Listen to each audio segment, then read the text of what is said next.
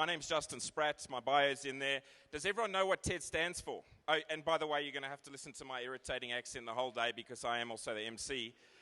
Does everyone know what TED stands for? Yes? If you don't ask, it stands for Technology, Education, and Design. I'm going to be the tech talker. But it's a whole bunch of ideas. It's a whirlwind of 10 minutes of things that I think might be possible futures. And some of them are not conventional, and I challenge you to challenge me. Okay, there's no question time, but you can challenge me later. Right, so a peek around the corner. I used to work at a Wall Street firm called Morgan Stanley. And people you could see around corners were the rainmakers. These were really special guys, hence my title, so hopefully it's creating some rich imagery for you.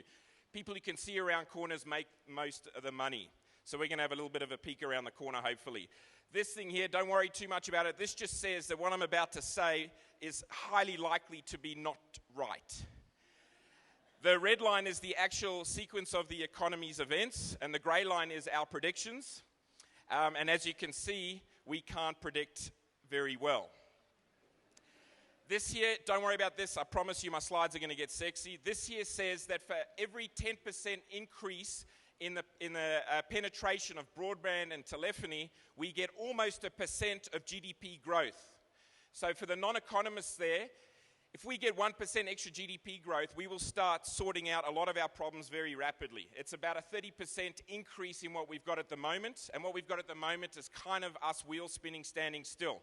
Hopefully some of the ideas today are going to spawn some more GDP growth, but that's the catch line. 10% increase in broadband penetration is a good thing for the economy. We know this.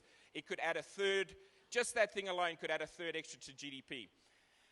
Okay, so let's quickly take a whirlwind. This is interesting here. 24 hours of video uploaded every minute. So a lot of you know this, but what does this say about us? This says that we love to create stuff and share it with people. This is the whole social web, social media. I'm not going to spend too much time talking about that. What this has done has dramatically changed the way internet is engaged in. About 3 years ago, we had 80% of the data coming down the line and 20% up. Today, it's about 50%, 50%, right? That means we as human beings love creating stuff. Am I allowed to swear? We love creating shit, and we want to upload it and share it with the world, okay, right? This has been so bad that it's actually broken mobile carrier networks around the world, okay? These are things called cows, cellular on wheels. AT&T literally had to bring these cows into San Francisco and New York just so their mobile phone network could work.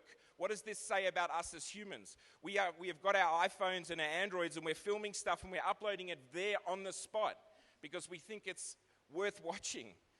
Often it's not. We do not need a paper ticketing system ever. We haven't needed this for about 10 years. This is not news to you, but be aware of these QR codes. I didn't think much of them up until about 18 months ago.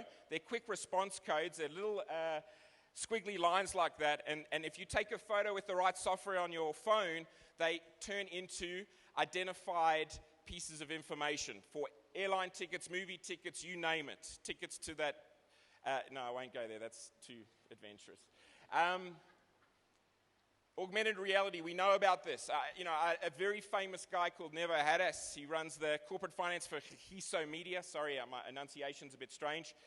He says augmented reality is not augmented reality, it's actually reality. It's here, it exists. This guy, for $200, managed to build a tool that essentially puts reality and information in front of him.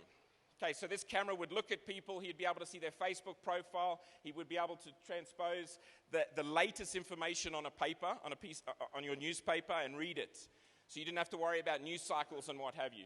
Interestingly, on the newspapers, we had a famous guy from Switzerland who's an amazing guy, and he talks about not having newspapers but story papers, because news now is a commodity. We're not going to pay for news anymore. The Reuters of the world and the news feeds are dead, right? But we will pay for opinion and editorial, right? This is an interesting thing. What does that say about our future? I know there's a news media talk by Sharon coming on later. He'll explain that in depth. This year, you don't have to worry about it's a boring slide, but essentially the reason the globe jumped off the economic precipice about 3 years ago was because we as Wall Street people believed in efficient markets. That is bullshit. Right now, I do apologize for the swearing. It is by design to create controversy and tweets and stuff.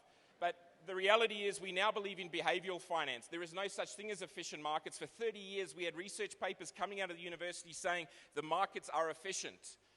I am here to tell you that the reason the markets fell is not subprime. Subprime is the result, okay? The reason was efficient market hypothesis. We now look at behavioral economics. There's a guy called Dan Pink. He writes about it. Dan Ely, Predictably Irrational. These are good books. Read them. It talks about the heuristics of humans.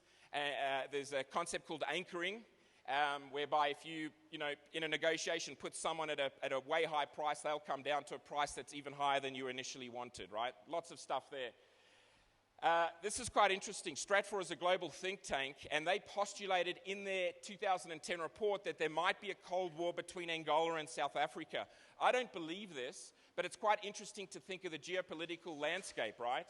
Think about Angola is controlled by China, literally, and it's the biggest supplier of oil to China from the African continent. So now, who are we the proxy for? We're the proxy for the West, Europe. Something to think about. We haven't had a war. We've had the longest peacetime in history. And the Afghanistan and Iraqi wars are small in comparison. I'm talking about global strife. We've had the longest period of peace ever. So I would ask you to think about what might happen if these things occur, such as a Cold War. We know how to save 3/4 of our electricity at a fraction of the cost. We have this IP at the moment. There's a famous guy called Richard Mulholland who does talks. One of the things he talks about is legicide. The reason we don't know this tech, the reason this tech isn't proliferating, is because of legacy. Legicide is the suicide and the homicide of our generation because of legacy, right? It's a theory that you can read up on one of his blogs. But this is interesting. We know how to do this. This think tank in Colorado has the IP to do this. Why don't we? Because we have a massive motor industry and a massive oil industry. Something to think about. This here is quite interesting. Media farms. So this is actually frightening. So let me move to the next slide because we're mindful of time. This company here, Demand Media, has created 1 million pieces of content. They do this on a freelance basis. How do they do this? They go and search Google and they find the most popular things on Google that rank the highest and go and produce content for that ranking. It's post-fact production of media. Think about this. There's actually robots, web robots, that can actually produce this media via an algorithm. What does that say about our media? This is an interesting one here. So cheap food depends on cheap oil, plentiful water, and constant weather patterns. This is a fact. There is no debate about that. The key thing I want you to ask yourself is cheap food and food security, and I know Mandla's going to talk about it just now, was built on $30 a barrel. Walmart was built on $30 a barrel of oil. It's now 80, 90, hits over 110 sometimes. 3 times more than what the last 30 years have given us. What does that say about food security?